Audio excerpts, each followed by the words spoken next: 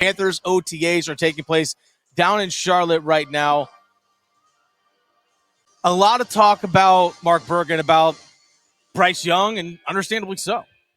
Yeah, and I just want to know how long this honeymoon is going to go on. I know What do you they mean don't have honeymoon? they don't have the Are pads on. they going to like split up? Well, Is that what because you're talking about? you have a new regime in terms of you have Frank Reich. He's got his new quarterback in Bryce Young, and I read all the quotes of there's poise and there's command and a 10 out of 10, and I want to just know how long does that last? You know, and I know we're going to be talking about this between now and September, between the quarterback battle of Bryce Young and Andy Dalton. I will say this, though, Dennis. Okay, is it a battle? Oh, yeah.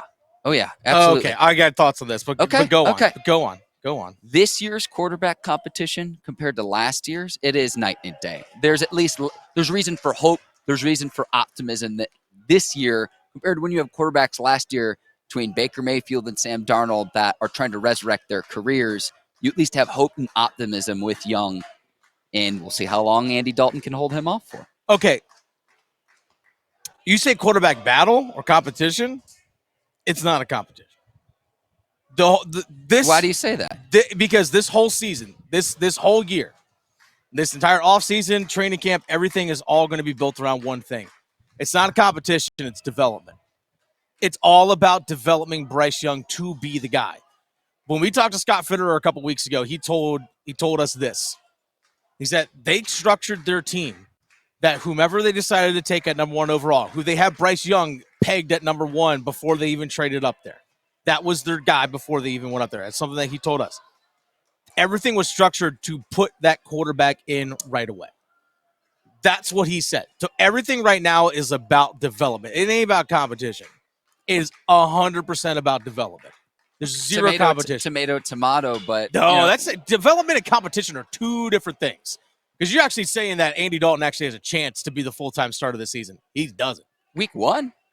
Well, no, week 1. I'm talking about this whole season. Again, that's we're going to see Bryce Young at some point. No, you're going to see Bryce Young for a majority of this season. You're going to see a Bryce Young. That's why I say tomato. No, tomato and tomato. Tomato and tomato are two different things. They're two different things, Mark Bergin. They're two different things. No, everything is built around. That's one of the reasons why they brought Andy Dalton in. Is to help with Bryce Young's development. Is everything they are doing as a coaching staff right now, 100% reps are focused on getting Bryce Young ready. That's all their focus is. Andy Dalton doesn't need many reps. Everything's about Bryce Young. Well, this is getting that guy ready. This is his 13th offseason, too, so he doesn't need it. Yeah, he's an established veteran. Like, here's the thing. Get to week 1, get to September 10th, both of them healthy. Oh, yeah. That should be your biggest goal if you're Frank Reich and company. That's the only thing you need to have. Okay, so you say competition. I say it's all development. To me, there's no competition in my mind. I think there's competition because I don't think that it's a guarantee that Bryce Young starts week 1.